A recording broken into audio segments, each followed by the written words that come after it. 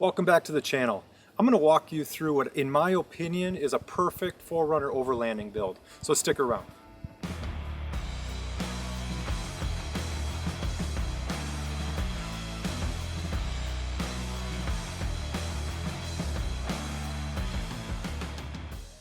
Over the winter, I made some major upgrades to this thing.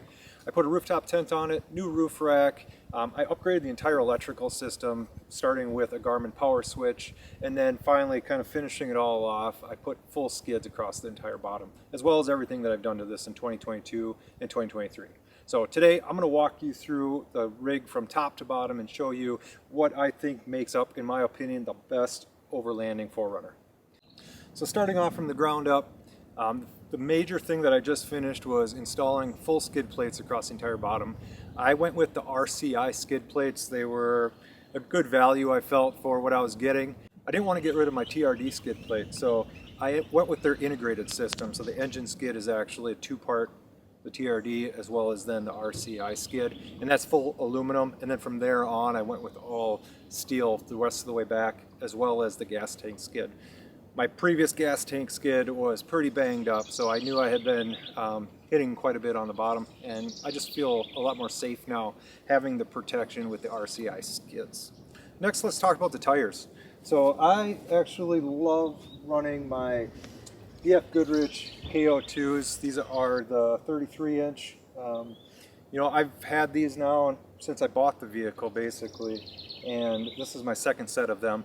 They have been in the San Juan Mountains on Imogene Pass. They have been in mud. They've been in sand down in Padre Island National Seashore, and they've performed flawlessly for me. They're a durable tire. The size seems to be perfect as well. Still allows me to get some decent gas mileage. I've contemplated going up to 35s, but everything that entails as far as re-gearing and a lot more body chopping just seems like overkill to me. And I haven't gotten into a situation where these tires haven't performed for me. So I'm really happy with BF Goodrich, and I'll probably continue to run those through the life of the vehicle. So the lift I have on here is the Toytec Boss Aluma series. This is the 2.5 inch. So I have the front coilovers as well as the rear shocks. And then I also put on the heavy duty springs in the back as well, because I have a lot of gear in this rig. So that has been a nice upgrade as well, not hitting those bump stops. In order to do that, I did replace my upper control arms. I have the SPC upper control arms. I'm actually on my second set of them. Both the bushings and the ball joints went bad in them after only a year, not even a year. So they warrantied them out. I'm giving them another shot, but if these happen to fail on me early again, I'm going to try something new. So jury's still out on those. Some people have had good luck with them. I've heard of a lot of complaints with them as well. So that might be an upgrade coming in the future. Well, let's move on to the electrical system. I made some major upgrades with this electrical system this year after having some challenges with it last year, just not being able to put out enough power where I needed it to. So I'm going to start off under the hood. All right, so this is really where I spent a lot of time this winter kind of thinking through how I wanted to reorganize this. Last year I upgraded to an AGM battery. This is the Odyssey Performance. This is the 24F. That's what fits the 4Runner perfectly. You can do some upgrades to it to get a bigger battery in here, but this actually has all the power I need. This is my winch cutoff, so I can cut battery power to the winch at all times unless I'm using it. And then really where I kind of invested most of my time is upgrading to the Garmin power switch. Now last year I was running the Trigger 6 shooter, and that's a Bluetooth system as well. But with the Trigger 6 shooter, it also comes with this radio controlled switch panel. It's kind of poor quality, and actually living in Minnesota in the winter, the little batteries that come in that freeze and then they go bad. So I was constantly replacing those. The app itself is glitchy, so when you're trying to log in to run stuff off your phone, you have to keep restarting the app to get it to work. So it was just a big pain. And you know, I had some friends that are running the Garmin power switch, and it just seemed so user-friendly, as well as I upgraded my head unit to be Apple CarPlay friendly. So I can actually control all my lights, my compressor, my refrigerator and stuff in the back, all from my dash. So that has just been a really nice creature comfort upgrade. But with the Garmin power switch, you know, I have this kind of running to two sets of my lights, my ditch lights and my light bar up front.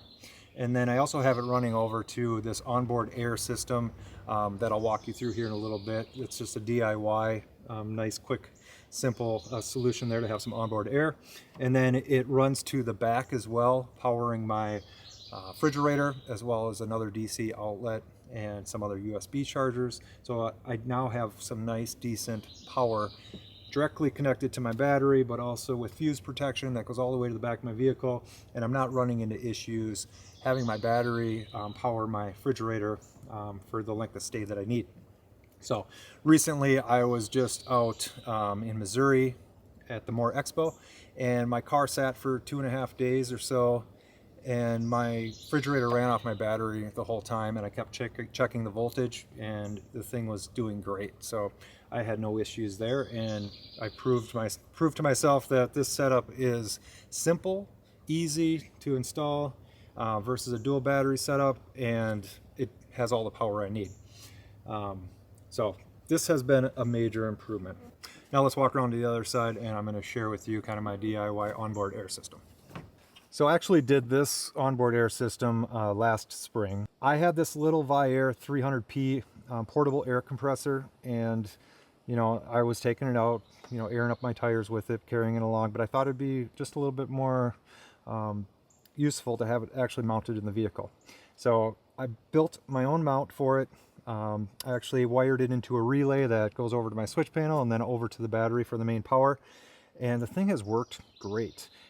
It's not a continuous duty air compressor, but it can work up to 20 minutes, and to fill up all 4 of my tires takes about 8 minutes, so it has everything I need. I actually ran a hose to the back, so I have air in the back as well, so I can hook up front or in the back. It's just been a really nice upgrade. I actually put kind of a pressure release valve on here too, so I set it to the pressure I want, 35 or so, and then just let it go, and once this thing starts whistling air, I know that my tires are fully topped off. All right, so moving up to the front of the vehicle, first thing to point out here, I have a C4 Lowpro bumper. I love this bumper. You know, I like the look of it. Keeps kind of the overall look of the 4Runner without kind of having to chop and put a full steel bumper on here. Saves a little bit of weight as well, but it adds the functionality of adding a winch, light bar. The full bull bar is nice as well. I can wrap the winch line around there if I need to. So overall, really happy with the C4 bumper. For my light system, I do have Diode Dynamic 30-inch light bar. I also have Diode Dynamic fog lights and Diode Dynamic ditch lights. The fog and ditch lights have the amber backlight, and you know, if you watched some of my other previous videos, you see how I kind of integrated those into these Raptor lights as well. So these amber backlights just have a nice look. I have them hooked up so whenever I hit the ignition switch, the amber turns on, and then on my actual Garmin power switch, that's where the high beams of the fog lights, ditch lights, as well as the 30-inch light bar are controlled. So that has been a nice upgrade. My winch, I have a Smittybuilt X20 10,000 pound winch, so have not had any issues with that whatsoever. It's been there when I needed it. So yeah, that kind of wraps up the front of the vehicle, and let's move around to the back. All right, starting out with my tire carrier. So this is a hitch mounted tire carrier. This is actually one of my first DIY projects I did on this vehicle a few years ago. We made some modifications to it over the years. It previously just carried the tire, but we kind of reconfigured everything, and now it carries a nice Rotopax as well as a 10-pound propane tank. In addition to that, I was able to also find a room for my high lift jack. This thing works great. I've had it now for about 3 years. Like I said, we did kind of reconfigure it a few different times, but it's really inspired from like the rigged type of a tire carrier, and it works great. Until I actually make the upgrade to a full steel bumper with a swing out, you know, this is definitely what I'll be running. The thing I love about it too is this is my daily driver, so when I'm not on a trip or don't have anything coming up, I can just remove the whole thing, and then I have easy access to the back, and it lightens my car quite a bit as well. So with that, I'm going to kind of open up the hatch here and show you kind of my pride and joy. All right, so this is something that I am pretty proud of. This is a drawer system that my father and I created last year, and this thing has been working great. So some of the benefits of it, I have 3 nice deep drawers. I can carry a lot of gear in here, keep it all organized. I have a nice refrigerator that pulls out as well, and then I still have additional storage up top that I can leverage. So let me just kind of walk you through what this all involves. So I have a lot of room for all my cooking equipment up top. You know, I have a Jetboil Genesis, so don't need a lot of room for my stove. So I can fit all my cooking gear pretty much in this drawer itself. Camping gear, you know, I have first aid kits, lights, paper towels, everything you need in that middle drawer. And then in the bottom drawer I have all my recovery gear, tools. So I can carry quite a bit of gear in these 3 drawers alone. And then on this side I have a SetPower fridge. So this thing has been a major upgrade from a cooler. I have this wired right into the vehicle, so it runs off my Garmin power switch. I can kill power to it at any time, but otherwise, you know, this thing doesn't take a lot of power. I think my battery, it's currently, the last time I tested it, ran the fridge for 2.5 days, and I still had plenty of power left in my battery to start the vehicle. I would never normally stay at some place that long. Usually I'm just staying overnight and moving out in the morning. So I'm really happy with how this is all coming together. A couple other little quick features. Put a magnet on here. That just helps keep things organized when I'm actually using this pull-out table, which I thought was just kind of I saw this on someone else's YouTube channel. They built it, and I just thought it was genius, so I wanted to integrate that into my drawer system. This is just 80/20 aluminum. You can go to tnuts.com. I also have a video showing how I built this entire thing as well, if you want more detail around everything here. But yeah, I'm really happy with it. I think it's just wonderful. Easy to take out when I'm not overlanding. So yeah, I would do this. I would recommend this. It's great. So just building off of my kind of electrical system, I do have a backup battery. It is the EcoFlow River 2 Max. This is always charging while I'm driving. So if I get to a place I'm going to stay for an extended period of time, I will plug my refrigerator into this. It will run my fridge, charge my camera batteries and everything, and you know, for about 2 or 3 days. So I have a lot of options. I know when I kind of did a video on installing my electrical system and do I need a dual battery or single battery, I had a lot of people comment, you know, you're crazy to only run off of a single battery, but I have had no issues with it. It's actually nice and simple, and with this backup I don't have any problems whatsoever. So yeah, I think this is one of the smaller batteries they make. It does what I need it to do. I don't need anything larger, but they definitely have larger if you want to really power some major equipment like, you know, a blender or something like that, or a hair dryer. This will do it, but it'll drain the battery pretty quick. So yeah, that just gives me a little bit more electricity if I need it. One of the other creature comforts I added this winter was this Dometic faucet. So this is just a magnetic faucet. I have a video that shows kind of how I came up with this whole setup. I did not buy the Dometic water tanks to go with it. I actually had 2.5 gallon scepter tanks that I have mounted in the front of my drawer system, so I wanted to integrate it with that. So I found a guy that 3D prints these caps that allows you to plug this into the scepter tanks, and it's just simple. Tap on it a couple times and all of a sudden you have running water. So pretty slick. Here's a quick little upgrade that I did as well that, you know, is pretty simple. It's a quad lock phone charger, and I just mounted it to the rear window, and so when the hatch is up I just simply can plug my phone in and start charging it. I can run my radio, I can run my refrigerator, compressor, you name it, from right back here while I'm kind of here making dinner or whatever I'm doing back here. So just a nice fun little upgrade that makes things just a little bit easier. So last is the top, which this spring we put on a brand new Prinsu, kind of the original roof rack on here. I did have a DIY roof rack on the top, but knowing that I wanted to run a rooftop tent, I wanted something that I could trust was going to be strong enough to carry that extra weight, both standing still as well as in motion. So really happy with that. They're running a great deal because they just came out with their higher end roof rack, but honestly the original Prinsu is a high quality roof rack. From there, I'm going to kind of walk you through my awning system. I have the Overland Vehicle Systems 180-degree awning. I've been really happy with this. I've been through storm, wind, you name it, and it's really performed really well. So I'm very happy with that purchase. I'm just going to kind of walk you through the easy setup.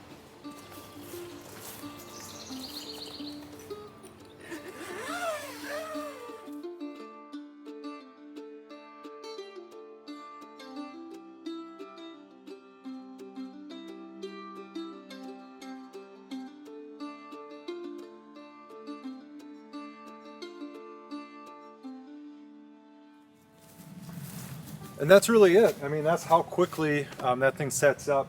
I do, as you can see, all these ropes hanging down. I always anchor it down whenever I'm using it, because you never know when wind is going to kick up, and the thing is basically like a giant sail. So when I've had that anchored, I've been in some pretty good thunderstorms with a decent amount of wind, and the thing did just fine. So, but it's just a precaution I always take. I'd hate to kind of lose my awning during the middle of a trip. Yeah, so with that, let's go to the biggest upgrade I did this year, which was the rooftop tent. This is the Top Oak Galaxy 1.0 tent. It's a wedge style tent with an extra kickout. It's budget friendly as well, so it's up there with like the Falcon, which is more of a $4,000 tent. This one retails for about $1,300. Top Oak was nice enough to give me a discount code that I can pass on to you, save you an additional 10% off of that to help out with shipping and stuff. I do have another video. I'll put a little link up above here so that you can click on that for a thorough walk around of this, as well as how I installed it on top of the 4Runner. But with that, I'm just going to kind of share with you how easy this thing is to set up as well.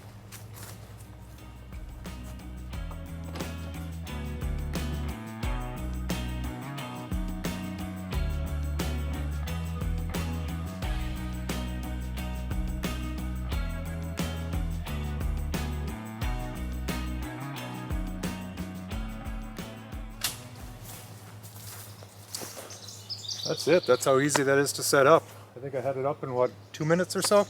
Well, like I mentioned, if you want to see a little bit more thorough walk around of that rooftop tent and how I installed it on top of the vehicle, go ahead and check out that other video.